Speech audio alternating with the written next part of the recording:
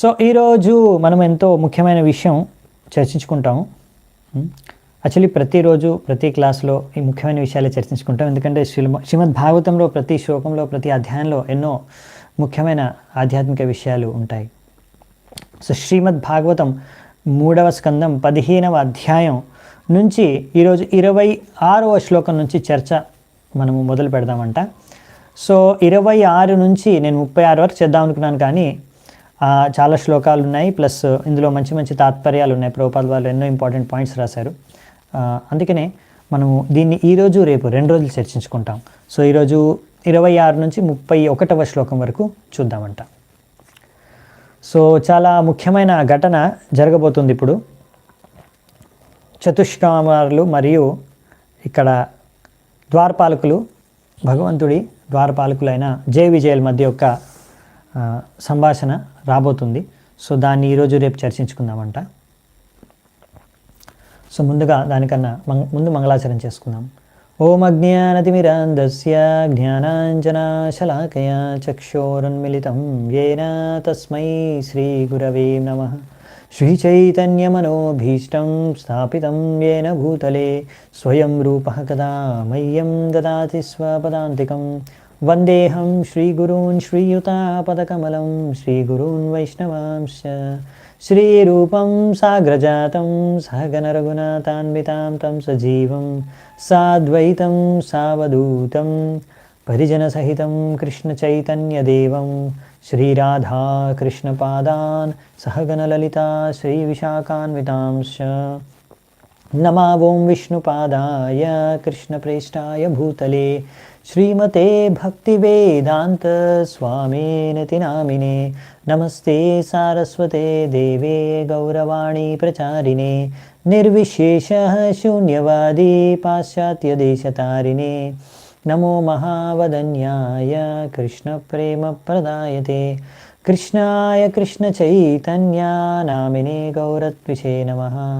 హే కృష్ణ కరుణా సింధో దీనబంధు జగత్పతే గోపేశ గోపికా కాంత రాధాకాంత నమోస్తుతే. తప్త కాంచన గౌరాంగీ రాధే వృందావనేశ్వరి వృషభానుసుతే దేవి ప్రణమామి హరిప్రియే. నీలాచల నివాసాయ నిత్యాయ పరమాత్మనే బలభద్ర సుభద్రాభ్యాం జగన్నాథాయ తే నమః. వాంఛాకల్పతరుభ్యశ్చ కృపా సింధుభ్య ఏవ చ పతితానాం పావనేభ్యో వైష్ణవేభ్యో నమో నమః. జయ శ్రీకృష్ణ చైతన్య ప్రభు నిత్యానంద శ్రీ అద్వైత గదాధర శ్రీవాసాది గౌరభక్తవృంద. హరే కృష్ణ కృష్ణ కృష్ణ హరే హరే హరే రామ రామ రామ హరే హరే. హరే కృష్ణ. సో 26వ శ్లోకం. ఇప్పటివరకు మనం చూసాము, బ్రహ్మదేవుడు ఇక్కడ దేవతలందరికీ కూడా ఎందుకు మొత్తం ఈ ప్రపంచంలో అంతా, భౌతిక ప్రపంచంలో అంత అంధకారం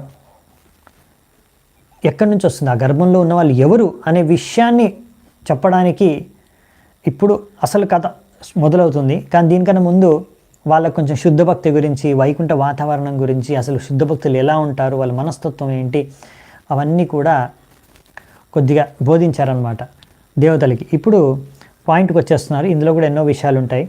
ఈ విషయాల ద్వారా కూడా ఎన్నో విషయాలు మనం తెలుసుకోవచ్చు. యాక్చువల్లీ భగవంతుడు ఈ యొక్క ఘటన ఇప్పుడు జరగబోయేది, దీని తర్వాత ఇంకా ముఖ్యమైనది.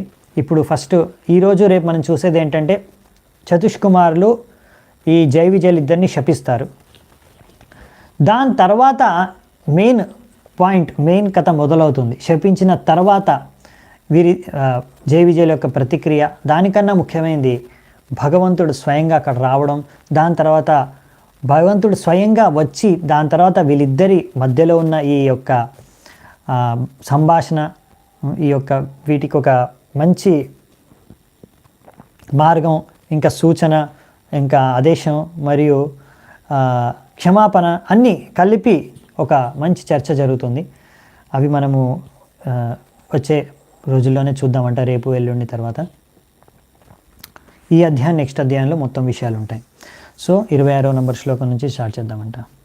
తద్విశ్వగుర్వధికృతం భువనైకవంద్యాం దివ్యం విచిత్ర విబుధాగ్ర్య విమానశోచి ఆపుః పరాముదమపూర్వముపేత్య యోగ మాయాబలేన మునయస్తదతో వికుంఠం. సో ఇక్కడ ఏం చెప్తున్నారంటే సనక, సనాతన, సనందన, సనత్ కుమార వీరు నలుగురు చతుష్కుమారులు వైకుంఠానికి చేరుకున్నారు. ఎలా? యోగమాయ బలేన మునయస్తదతో వికుంఠం. వైకుంఠానికి వాళ్ళు వాళ్ళ యోగశక్తి ద్వారా, యోగమాయ యొక్క శక్తి ద్వారా వాళ్ళు చేరుకున్నారంట. అక్కడ చేరుకున్న తర్వాత అక్కడ ఎంత ఆనందాన్ని, ఆధ్యాత్మిక ఆనందాన్ని వాళ్ళు అనుభూతి చెందారో, అనుభవించారో, వాళ్ళకి అనుభూతి చెందుతున్నారో, అది ఇప్పటి వరకు ఎప్పుడు అటువంటి ఆనందాన్ని వాళ్ళు అనుభవించలేదు. అటువంటి ఆధ్యాత్మిక ఆనందాన్ని వాళ్ళకి అక్కడ అనుభవిస్తున్నారన్నమాట. అక్కడ ఓన్లీ ప్రవేశించగానే, ఇంకా భగవంతుడిని వాళ్ళు దర్శించుకోలేదు, జస్ట్ ఆధ్యాత్మిక లోకం వైకుంఠంలోకి ప్రవేశించగానే అక్కడున్న వాతావరణం, అక్కడున్న విషయాల్ని చూసి అక్కడ చూశారు. ఎంతోమంది విమానాల్లో వైకుంఠవాసులు ప్రయాణిస్తున్నారు. ఆ విషయం మనం ఆల్రెడీ చర్చించుకున్నాము మన లాస్ట్ క్లాసెస్లో. సో ఇది చూసి, ఇంకా అక్కడున్న వాతావరణం చూసి, ఇప్పుడు ఎక్కడైతే భగవంతుడు స్వయంగా ఉంటాడో అటువంటి ఈ యొక్క వైకుంఠాన్ని చూసి వాళ్ళు ఎంతో ఆనందపడిపోయారంట. సో ఇక్కడ ఋషి మన చతుష్కుమారులు అక్కడి వరకు ఎలా చేరుకున్నారు అంటే ఇది యోగ సిద్ధి ద్వారా. చూడండి, వైకుంఠం వరకు కూడా వెళ్ళారు. యోగమాయ యొక్క శక్తి ద్వారా. అంటే వీళ్ళు యోగా పద్ధతిలో సిద్ధం సాధించారంటే పర్ఫెక్షన్ అయిపోయింది. మామూలుగా ఇక్కడ యోగా అన్నప్పుడు మామూలుగా మాట్లాడుకునేది ఏంటంటే అష్టాంగ యోగా గురించి చెప్తారు. అష్టాంగ యోగలో 8 అంగాలు ఉంటాయి, మనం చర్చించుకున్నాం ఆల్రెడీ ముందే. సో అందులో అలా అష్టాంగ యోగాలో సిద్ధి చెందిన వారు ఏంటంటే వారికి 8 సిద్ధులు లభిస్తాయన్నమాట. ఇప్పుడున్న వాళ్ళు ఏంటంటే యోగా అంటే అదొక హెల్త్ కోసమే ఏదో ప్రాణాయామ ఆసనాలు చేసుకొని దాని ద్వారా మన హెల్త్, మన శ్వాస అవన్నీ ఇంప్రూవ్ చేసుకొని బాగా ఇంకా భోగించవచ్చు అనే ఉద్దేశంతో యోగా చేసుకోవడానికి వెళ్తారు. కానీ అసలైన ఉద్దేశం అది కాదనమాట. భగవంతుడిని కలుసుకోవడమే అసలైన ఉద్దేశం యోగది. సో దానికి అనేక మార్గాలు ఉన్నాయి, మనం భక్తి యోగాన్ని పాటిస్తాము. సో ఇక్కడ వీళ్ళు ఇంకా జ్ఞాన మార్గాన్ని అనుసరిస్తున్నారు. ముఖ్యంగా భగవంతుడి పట్ల భక్తి ఉంది, కానీ జ్ఞానం ముఖ్యంగా అది మనం చూస్తాం. ఇప్పుడు ఇక్కడ నుంచి మొత్తం సంపూర్ణంగా భక్తులుగా భక్తి మార్గంలోకి ఎలా వచ్చేస్తారనే విషయాన్ని కూడా మనం ఈ యొక్క జరిగే ఘటనల్లో చూడబోతున్నాము. సో చతుష్కుమారులు అలా యోగ సిద్ధులు. సో వారికి అన్ని అష్టసిద్ధులు ఉన్నాయి యోగ మార్గంలో సిద్ధి చెందిన తర్వాత లభించేవి. అంటే అన్నిటికన్నా ఈ యొక్క భౌతిక ప్రపంచంలో తేలికగా lighter than the lighter. So అందరికన్నా బాగా తేలికగా వాళ్ళు మారిపోవచ్చు అనమాట. అంటే అలా తేలికగా మారిపోయి వాళ్ళు పైకి చేరుకున్నారు, ఎగిరి పై వరకు వెళ్ళిపోయారు. ఎందుకంటే వాళ్ళు బరువు తేలిక అయిపోయింది అనమాట. అలాగే అందరికన్నా భారీగా కూడా మారచ్చు, అందరికన్నా పెద్దగా కూడా మారచ్చు, అందరికన్నా చిన్నగా కూడా అయిపోవచ్చు. ఇవన్నీ యోగ సిద్ధులు అనమాట. సో ఇలా మొత్తం 8 సిద్ధులు ఉంటాయి.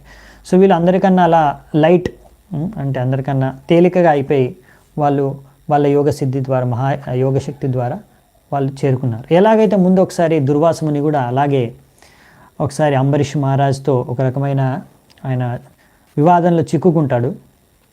దాని తర్వాత సుదర్శన చక్రం నుంచి తప్పించుకొని తన ప్రాణాలు రక్షించుకోవడం కోసం అనేసి మొత్తం ఈ బ్రహ్మాండం అంతా ప్రయాణం చేస్తారు తన యోగశక్తి. ఆయన పెద్ద యోగ సిద్ధి దుర్వాసముని.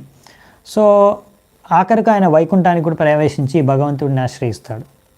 సో ఈ విధంగా మనం చూసాం, కొన్ని ఉదాహరణలు చూస్తాం కూడా భాగవతంలో. ఈ దుర్వాసముని అంబరీష్ మహారాజ్ యొక్క సంవాదం అనేది తర్వాత స్కందాల్లో వస్తుంది, అప్పుడు విస్తృతంగా చూద్దామంట.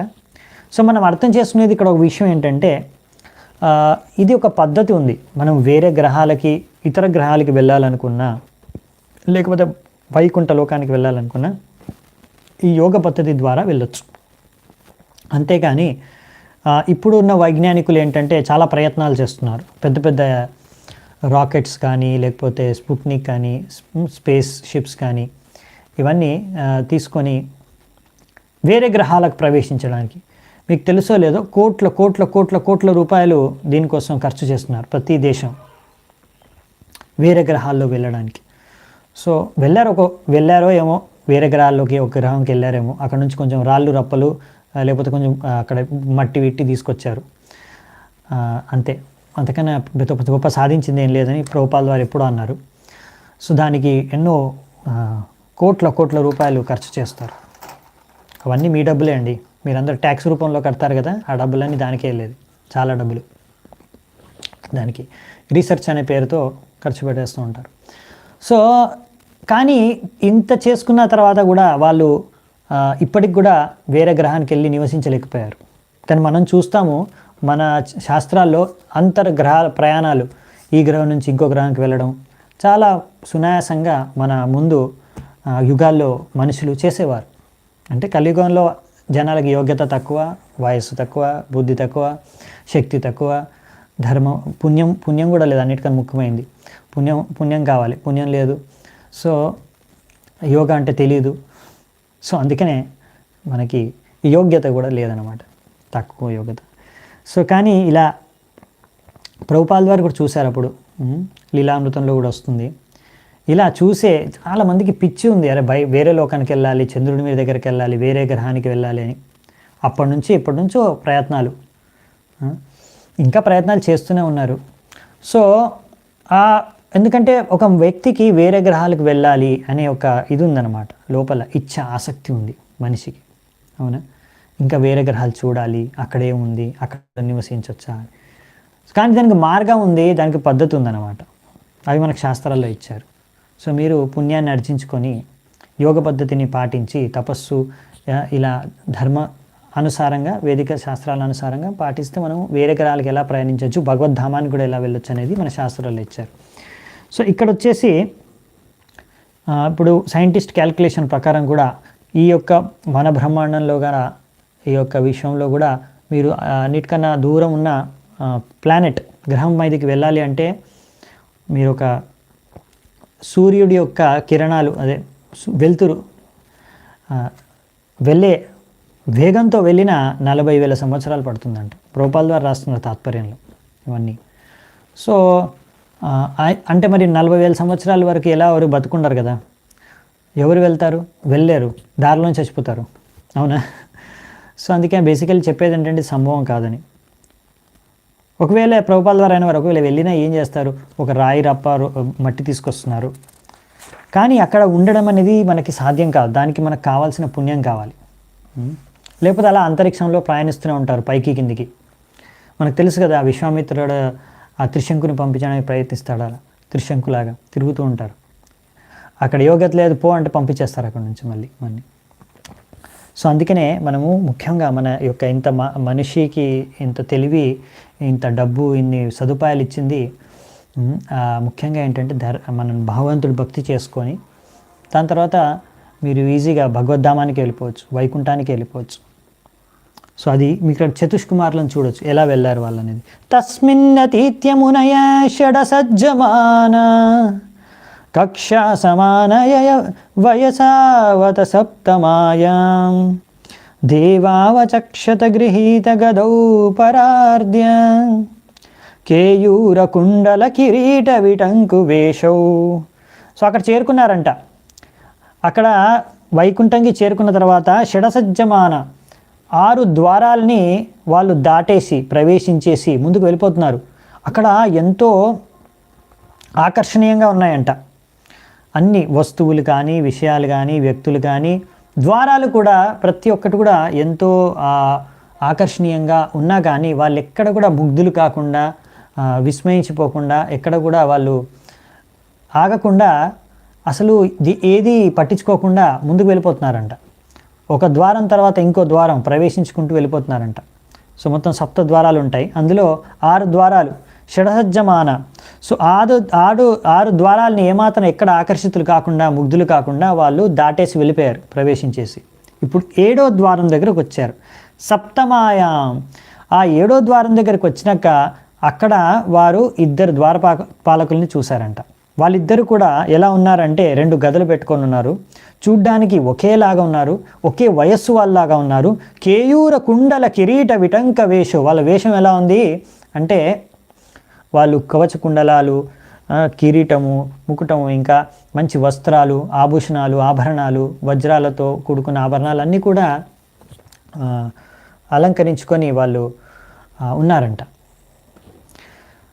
సో ఇది వాళ్ళు గమనిస్తున్నారు, చూశారు. ఇప్పుడు 7వ ద్వారం వరకు చేరుకున్నారనమాట చతుష్కుమారులు.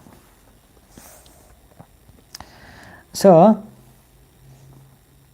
ఎందుకు మరి అలా అంత ఐశ్వర్యం ఉన్న, అక్కడ ఎంతో ఆకర్షణీయమైన వస్తువులున్న, ద్వారాలున్న, వ్యక్తులున్న ఏవి కూడా వాళ్ళంతగా పట్టించుకోకుండా, ఆసక్తులు కాకుండా, ముగ్ధులు కాకుండా అలా వెళ్ళిపోయారు ముందుకి హడావిడిగా. అంటే వాళ్ళకంత ఆతురత ఉందన్నమాట. భగవంతుణ్ణి దర్శించుకోవాలి, భగవంతుణ్ణి చూడాలి, భగవంతుణ్ణి దర్శించుకోవాలనే ఉద్దేశంతో వాళ్ళకి ఎంత ఆతురత ఉందంటే ఇంక ఇక్కడ ఎంతో మంచి వస్తువులు ఉన్నా కానీ ఇంకా వాటిని వాళ్ళు ఏం పట్టించుకోకుండా ముందుకు వెళ్ళిపోతున్నారు అనమాట. అది ముఖ్యమైన ఉద్దేశం. ఇంకో విషయం ఇక్కడ మనం ఏం గమనిస్తున్నామంటే వైకుంఠంలో అందరూ ఒకే వయస్సుతో ఉంటారు. అంటే ఒకతను ముసలివాడు, ఇంకొకతను చిన్నపిల్లవాడు, అలా భేదాలే ఉండవు. అందరూ ఒకే వయసుతో ఉంటారు, ఒకే సమానమైన వయసులో, అందరూ యవ్వన వయస్సులోనే ఉంటారు. ఇదొక విశేషత అనమాట. ఇంకో విశేషతని ఇంకో శ్లోకంలో చూద్దామంట. మత్తద్విరేపవనమాలికయా నివీతో విన్యస్త యాశిత చతుష్టయ బాహుమధ్యే వక్త్రం భ్రువా కుటిలయా స్ఫుట నిర్గమాభ్యాం రక్తే క్షణేన చమనాగ్రభసం దధానో. సో దాని తర్వాత ఇంకేం వర్ణిస్తున్నారంటే వాళ్ళు చూస్తున్నారు కదా, వాళ్ళిద్దరు ఎలా ఉన్నారు ద్వారపాలకులు, జయ విజయులు ద్వారపాలకులు ఎలా ఉన్నారు. సో వాళ్ళిద్దరూ ఒక పుష్పమాలాన్ని, పుష్పమాలని వాళ్ళు ధరించి ఉన్నారు వాళ్ళ యొక్క మెడలో. సో ఆ పుష్పాలు కూడా ఎంత ఫ్రెష్ తాజాగా ఉన్నాయంటే ఎన్నో భ్రమర, అదే మనం చర్చించుకున్నాం కదా, ఎన్నో భ్రమరలు, బీస్, తుమ్మెదలు, అవన్నీ కూడా ఎలా ఆ పూల వెంట తిరుగుతున్నాయంట, అక్కడ పూలమాల చుట్టూ తిరుగుతున్నాయి అక్కడ. అంటే చాలా ఫ్రెష్ ఫ్లవర్స్ అని అర్థమవుతుందన్నమాట. ఇంకా వాళ్ళని చూశారు, వాళ్ళు నీలి రంగులో వాళ్ళ శరీరం ఉంది, భగవంతుడిలాగే రంగు. దాని తర్వాత ఇంకొక విషయం, వాళ్ళ ముఖాన్ని చూసినప్పుడు గమనించింది ఏంటంటే వాళ్ళు 2 ఉంటాయి కదా ఆర్చ్డ్ ఐబ్రోస్, అంటే ఇలా చూసారనమాట వాళ్ళు. అంటే వాళ్ళు చూడ్డానికి మాత్రం బాగానే ఉన్నారు కానీ మరి ఇలా అనేసి చతుష్కుమారులని చూస్తున్నారంట వాళ్ళు. అంటే ఒక రకంగా ఏదో అంతగా ఏమంటాం, కళ్ళు కొంచెం ఎర్రగా చేసుకొని కొంచెం డిస్టర్బ్ అయిపోయినట్టు, విచలితమైన మనస్తత్వంతో ఇలా చూస్తున్నారంట వాళ్ళని, చతుష్కుమారులని. ఇలా చూడడమే కాకుండా ఇంకేం చేస్తారో చూద్దామంట. ద్వార్యే తయోర్నివిశుర్మిషతోర పృష్ట్వా పూర్వాయతా పురత వజ్రకపాటికాయ సర్వత్ర తే విషమయా మునయస్వదృష్ట్యా ఏ సంచరంత్యవిహితా విగతాభిశంకాః. ఇప్పుడు వీళ్ళు 4 చతుష్కుమారులు, వీళ్ళందరూ కూడా 6 ద్వారాలను ఎంతో సునాయాసంగా ప్రవేశించేసి దాటేసి వచ్చేసారు. వాళ్ళని ఎవ్వరూ ఆపలేదు. ఎందుకంటే వాళ్ళకి ఎప్పుడు నాది, నీది, మనది, మీది అనే భావనే లేదు. అంటే ఇది మీ ఇల్లు, మా ఇల్లు అనే భావన లేదు. అలాంటి భావన లేనివారు అన్నమాట వీరు. అందుకనే అటువంటి భావన చేతనతో వాళ్ళు ఎంతో సునాయాసంగా ఎవరిని అడగలేదు, వాళ్ళని ఎవరు ఆపలేదు. సో వాళ్ళ ఇచ్ఛానుసారంగా 6 ద్వారాల్ని దాటుకుంటూ 7వ ద్వారం వరకు ప్రవేశించేశారు. సో ఇక్కడ వాళ్ళు చూసింది ఏంటంటే ఈ వ్యక్తులు మాత్రం కొంచెం భిన్నంగా చూస్తున్నారు వాళ్ళని. ఇక్కడ చతుష్కుమారులు చూడ్డానికి చిన్నపిల్లల్లాగానే ఉంటారు, 5 సంవత్సరాల పిల్లల్లాగా. కానీ వాళ్ళందరికన్నా వయసైన వాళ్ళు. ఎందుకంటే మనం చూసాము బ్రహ్మదేవుడు సృష్టిలో మొదట ఆయన జన్మినిచ్చింది ఈ 4 చతుష్కుమారుల్ని. దేవతలందరికన్నా ముందు, శివుడి కన్నా ముందు కూడా. కానీ వీళ్ళు ఏంటంటే మొత్తం జీవితకాలం అంతా కూడా నలుగురు చిన్నపిల్లల్లాగానే ఉంటారనమాట. ఎలాగైతే చిన్నపిల్లలకి ఒక భావన అనేది ఉండదో, వాళ్ళకి తేడా తెలియదు, బేసికలీ మా ఇల్లు మీ ఇల్లు అనేది తేడా తెలియదు. సో అలా చిన్నపిల్లలు వాళ్ళు 5 సంవత్సరాలు ఉన్నాయంటే వాళ్ళు బట్టలు కూడా వేసుకోలేదు అనమాట. అలాగే తిరిగేవారు నగ్నంగా. ఎందుకంటే వాళ్ళకి అంత అర్థం కాదు, ఇంకా అలాంటి స్టేజ్లో ఉన్నారు. సో వాళ్ళు అలాంటి చిన్నపిల్లలు మీరు చూస్తే వాళ్ళు ఎక్కడైనా తిరుగుతూ ఉంటారు, ఏ రూమ్లోకైనా ప్రవేశిస్తారు, ఏ గృహంలోకైనా ప్రవేశిస్తారు, ఏ ద్వారంలోంచైనా ప్రవేశిస్తారు. వారు ఎవరిని అడగరు రావాలా లోపలికి అని, లేకపోతే వాళ్ళని ఎవరు ఆపరు కూడా. అలా చిన్నపిల్లలు ఎవరైనా 5 ఏళ్ళ వయసులో తిరుగుతూ ఉంటే ఇంట్లోకి వచ్చిన ఎవరు పెద్దగా అంత ఆపరు వాళ్ళని, అవునా? కానీ ఒకవేళ పిల్లలు అలా వెళ్తున్నారనుకోండి, మీరు చిన్నపిల్లలు వాళ్ళని ఆపారనుకోండి, అడ్డుకున్నారనుకోండి, వెంటనే వాళ్ళకి కోపం వచ్చేస్తుంది. వెంటనే వాళ్ళు కోపం వచ్చేసి అరుస్తారు, లేకపోతే ఏడుస్తారు. సో ఇది పిల్లల స్వభావం. ఇక్కడ వీళ్ళు చిన్నపిల్లలు కాదు, చూడ్డానికి మాత్రం అలాగే ఉంటారు. సో మరి వీరిని ఆపినప్పుడు ఏం జరుగుతుంది, మరి వీళ్ళ ప్రతిక్రియ ఎలా ఉంటుంది, అది మనం చూద్దామంట. కానీ ముఖ్యంగా వీళ్ళు చిన్నపిల్లలు కాదు, కానీ వీరు ఎంతో మంచి వైరాగులు, సాధువులు, సంతులు, శుద్ధమైన వ్యక్తులు అన్నమాట. వైకుంఠం వరకు కూడా వచ్చారంటే. సో అలా ఎంతో శుద్ధమైన వ్యక్తులు, సాధువులు, సంతులు, ఇలాంటి వారిని అసలు ఆపకూడదు. అదే మనం చూస్తాం భారతదేశం యొక్క సంస్కృతి ఏంటంటే, ఎవరైనా సన్యాసి, సాధువు ఎక్కడైనా ఎవరింటికి ప్రవేశించినా కానీ ఏ ఇంట్లో వాళ్ళు కూడా వాళ్ళని ఎప్పుడూ అడ్డుకోరు. అంటే ఆయన ఎప్పుడు వాళ్ళని ఎవరు ఆపరన్నమాట. ఎవరింటికి ప్రవేశించినా వాళ్ళని స్వాగతిస్తారు. సో ఇది భారత సంస్కృతి. ఇప్పుడు అది వీలవదేమో. ఇప్పుడు ఎవరైనా సాధువులు, సంతులు ఎక్కడైనా అపార్ట్మెంట్లోకి వెళ్ళాలంటే కింద సెక్యూరిటీ గార్డ్ ఆయన్ని పంపించేస్తాడేమో, ఎందుకంటే సంస్కృతి లేదు కదా ఇప్పుడు, వేదిక సంస్కృతి. అందుకనే సో సాధువులు వెళ్ళాలనుకున్న చాలామంది ఇంట్లోకి ప్రవేశించలేరు సిటీల్లో. కింద సెక్యూరిటీ గార్డే పంపించేస్తాడు, కింద నుంచే వెళ్ళిపోండి అని, పైనుంచి పర్మిషన్ లేదు. సో ఈ విధంగా అన్నమాట. ఇప్పుడు కానీ ప్రభుపాల్ ద్వారా రాస్తున్న అసలు భారత సంస్కృతి ఏంటంటే, ఎక్కడ ఎవరు సాధువు వచ్చినా సరే, ఏ ఇంట్లోకి వచ్చినా సరే వాళ్ళని స్వాగతిస్తారు. వాళ్ళని ఎప్పుడు ఎవరు ఆపరు అని, ఎక్కడైనా వాళ్ళు వెళ్ళొచ్చు. ఆ విషయాన్ని ఇంకా బాగా నెక్స్ట్ శ్లోకాల్లో వర్ణిస్తారు, అప్పుడు చూద్దామంట. తాన్ వీక్షతాతరశనాంశ్చతురః కుమారాన్ వృద్ధాన్ దశార్ధ వయసో విదితాత్మతత్వాన్ వేత్రేణ చష్కలయతామతదర్హణాంస్తో తేజో విహస్య భగవత్ ప్రతికూలశీలో. తో ఇక్కడ ఏం రాశారు, వాళ్ళ వయస్సు ఎంత అంటే దశార్ధ అంటే 10 అంటే 10, దశ అంటే 10 కదా, దశ అంటే 10, 10లో అర్థం అంటే 5 సంవత్సరాలు వయస్సు ఉన్న పిల్లలు, చిన్నపిల్లలు. వాళ్ళు ఏమాత్రం వస్త్రాలు కూడా ధరించరు. అటువంటి వాళ్ళు అందరికన్నా కానీ పురాతనమైన మనుషులు మన ఈ యొక్క భౌతిక ప్రపంచం ప్రకారం. వాళ్ళు సత్యాన్ని అన్వేషించి, సత్యాన్ని గ్రహించి, ఆత్మసాక్షాత్కారం పొందిన వాళ్ళు. ఎప్పుడైతే ఇలాంటి దృశ్యాన్ని చూశారో, ఇప్పటి వరకు వాళ్ళని ఎవరు ఆపలేదు. ఎందుకంటే అందరు సాధువుల్ని, సంతుల్ని ఎవరు ఆపరాల ద్వారం దగ్గర. కానీ ఈ ఇద్దరు మాత్రం ఇలా చూస్తున్నారు ఏంటని.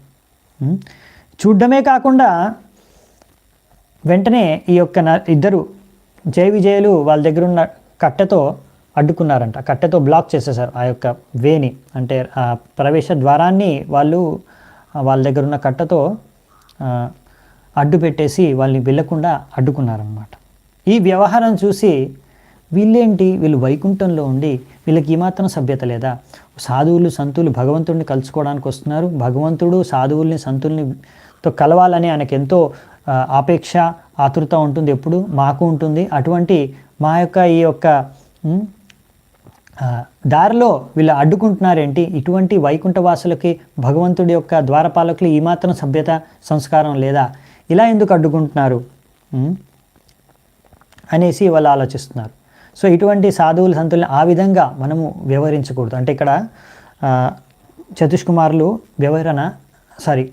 ఇప్పుడు ఈ యొక్క జయ విజయుల యొక్క వ్యవహారం అది సరైనది కాదనమాట. ఆ విధంగా వాళ్ళ సాధువుల్ని సంతుల్ని నలుగురిని అలా అడ్డుకున్నారే ప్రవేశించకుండా, అది సరైన వ్యవహారం కాదు అనే విషయాన్ని ఇక్కడ వ్యక్తం చేస్తున్నారనమాట.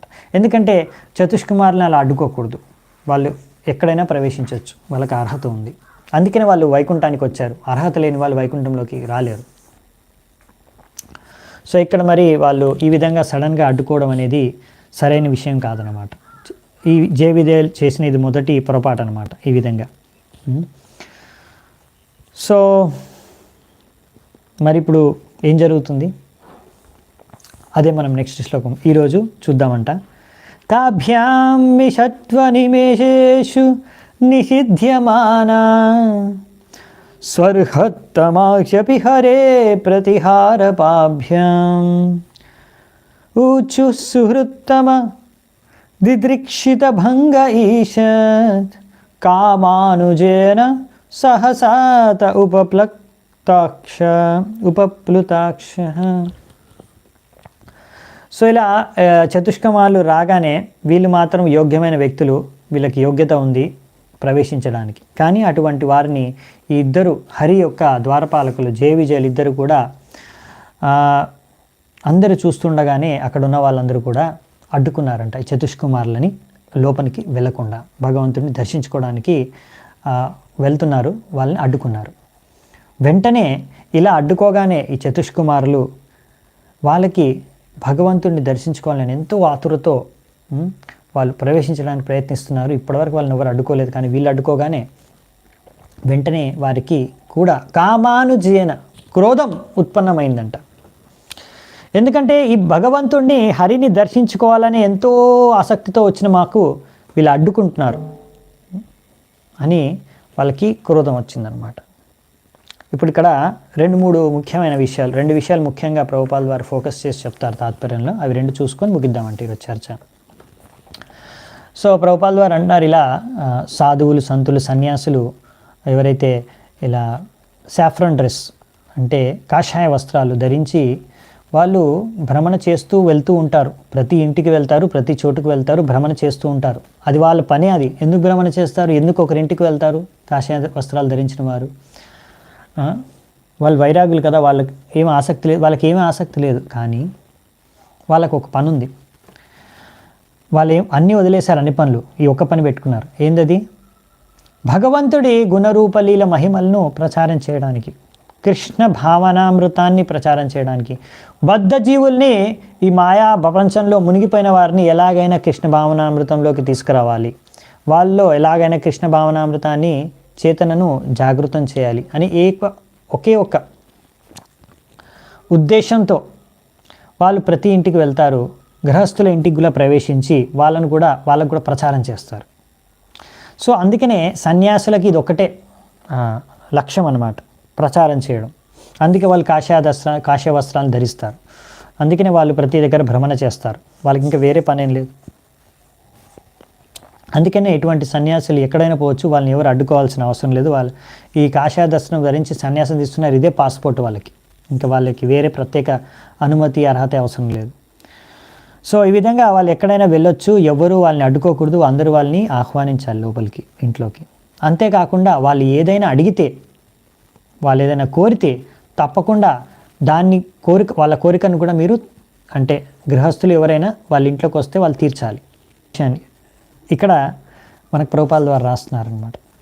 అఫ్కోర్స్ ఇప్పుడు భారతదేశంలో అటువంటి సంస్కృతి లేదు. ఇలాంటివి వింటే కూడా చాలామంది క్రోధం వచ్చేస్తుంది. ఎందుకంటే మామూలుగా సాధువులు వచ్చేదే వాళ్ళ ముఖ్యమైన వాళ్ళకి వైరాగ్యులు, వాళ్ళకేం ఆసక్తి లేదు. కానీ వాళ్ళ ఉద్దేశం ఏంటంటే వీళ్ళ ఆసక్తిని ఎలాగైనా కొంచెం తగ్గించాలి. భౌతిక ఆసక్తి, బద్ధజీవులకు ఉన్న భౌతిక ఆసక్తి కొంచెం తగ్గించడానికి, అలాగే భగవంతుడి పైన ప్రేమ పెంచడానికి వాళ్ళు భ్రమణ చేస్తూ ఉంటారు. సో ఆ విధంగా ఒక మంచి ఉదాహరణ మనకి చూడడానికి దొరుకుతుంది. నిత్యానంద ప్రభు యొక్క జీవిత చరిత్రలో మీరు చూస్తే, చిన్నగా ఉన్నప్పుడు నిత్యానంద ప్రభు చిన్న వయసులో ఉన్నప్పుడు, వాళ్ళ ఇంట్లో ఉన్నప్పుడు ఒక సన్యాసి వాళ్ళ గ్రామంలోకి ప్రవేశిస్తారు. అప్పుడు వాళ్ళ తండ్రి, నిత్యానంద ప్రభు అయిన తండ్రి హడాయ్ పండిత్ వాళ్ళ ఇంట్లోనే నివసిస్తారు. అప్పుడు ఆయన హడాయ్ పండిత్ని కోరుతాడు, ఏమని, నేను తీర్థయాత్రలకు వెళ్తున్నాను, నాతో పాటు నాకు ఒక అసిస్టెంట్ కావాలి, నాతో పాటు తిరగడానికి, నాకు హెల్ప్ చేయడానికి, సహాయం చేయడానికి. దానికి నాకు నీ పుత్రుడు కావాలి, నీ పుత్రుడు నేను తీసుకొని వెళ్తాను, నాకు నీ పుత్రుడిని ఇవ్వు అని కోరుకుంటాడు. వెంటనే హడాయి పండితు ఆయన తన పుత్రుడిని నిత్యానంద ప్రభుని చిన్నగా ఉన్నప్పుడు అప్పుడే ఆయనని పంపించేస్తారు సన్యాసితో. అంటే ఇంకా సన్యాసితో వెళ్ళిపోయాడంటే మళ్ళీ తిరిగి వస్తాడని గ్యారంటీ లేదు. అంటే వాళ్ళకి కూడా బాధ ఉంది, వాళ్ళకు కూడా అనుబంధం ఉంది. కానీ ఇది సంస్కృతి. ఇదేం సంస్కృతి అంటే ముఖ్యమైన ఉద్దేశం ఏంటంటే మన ఈ యొక్క వేదిక సంస్కృతిది అందరూ కూడా ఎలాగైనా సరే భగవంతుడికి భక్తి చేసుకోవాలి. దానికోసమే ఇవన్నీ వర్ణాశ్రమ ధర్మాలు, ఇవన్నీ సంస్కృతులు అన్నీ ఉండేవి. ముఖ్యమైన ఉద్దేశం ఏంటంటే భగవంతుడికి భక్తి చేసుకోవడం. సో అది చాలా కష్టమైన విషయం. కానీ నిత్యానంద ప్రభు వాళ్ళ తండ్రి హడై పంపించేస్తారు. సో చాలా అది ఉన్నతమైన గృహస్థ ఆయన, ఆ ఉన్నతమైన శుద్ధ భక్తుడు, అందుకే ఆయన అలా చేయగలిగాడు. సో అలాంటి వాళ్ళు చాలా తక్కువ మంది ఉంటారు ఆ స్థాయిలో. కానీ ఇక్కడ ఉద్దేశం ఏంటంటే అలా ఏమైనా అడిగినా కానీ మనం, ఎందుకంటే చాలామంది ఏంటంటే చాలా ఆసక్తితో ఉంటారు. సో ఆ భౌతిక బంధనాల్ని, ఆసక్తుల్ని తెంచడమే చెప్పాలంటే సాధువుల యొక్క కర్తవ్యం ఒక విధంగా. సో ఇక్కడ చతుష్కుమారులు కానీ సాధువులు కానీ వీళ్ళందరూ ఏంటంటే భగవంతుడు యొక్క శుద్ధ భక్తులు, ఇంకా అందరినీ మేలుకోరే వాళ్ళు అన్ని పనులు చేస్తారు.